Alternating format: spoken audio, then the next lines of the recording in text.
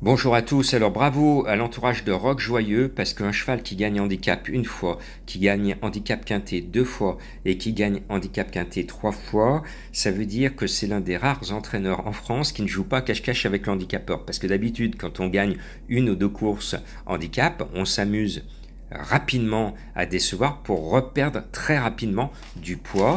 Donc ils n'ont pas joué à cache-cache avec le handicapeur, bravo à eux. Je pensais que les surcharges coup sur coup cumulées allaient embêter notre Rock Joyeux. Il a été joyeusement jusqu'au poteau.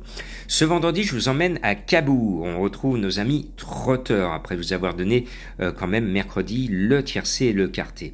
Et bien là, je suis chaud parce qu'il y a un petit trotteur, c'est le plus jeune de tous. Il a couru contre les bons de sa génération, donc je le trouve au-dessus du lot. C'est le 2 Infant Périne, et puis il tombe sur un cheval et un homme en super forme, Las Eradames, le cheval, et David Thomas, l'homme en forme. Le 16 à Pivalet. Alors, est-ce que vous avez de la mémoire d'éléphant comme moi? Souvenez-vous l'année dernière dans ce Grand Prix de Cabourg, ça vous dit rien le Grand Prix de Cabourg avec Happy Valley l'année dernière, grosse favorite à 3 contre 1, et qui traîne en queue de peloton et qui fait une course entraînement à 3 contre 1. La France turfiste avait hurlé, vous en souvenez.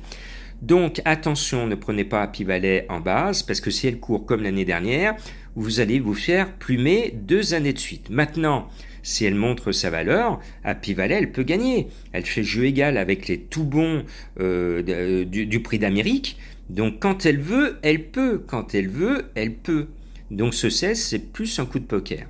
Puis il y a mon chouchou. C'est le 4 Ghostbuster, parce que j'adore Madame Raymond, surtout depuis malheureusement la mort de Gallius, j'ai beaucoup d'affection pour cette grande dame du trot, associée à Johan le Bourgeois.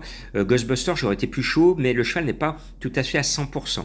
Donc c'est loin d'être un coup sûr, mais je l'aime tellement que je suis obligé de vous le donner. Et puis, il y en a un que je sentais bien pour le tableau général du GNT, puis c'est pris des claques.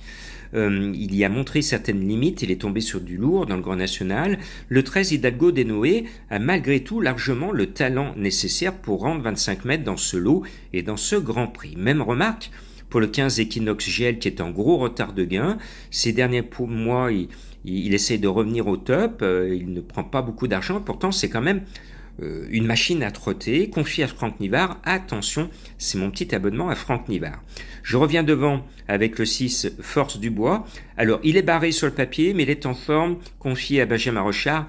Attention. Et puis, finalement, je voulais pas la mettre, mais je partage la confiance de l'entraîneur du 10 Fiesta du Belvert.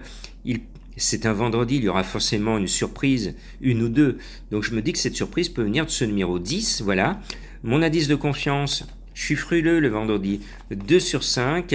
Bonnes vacances aux juilletistes et bon courage à ceux qui bossent.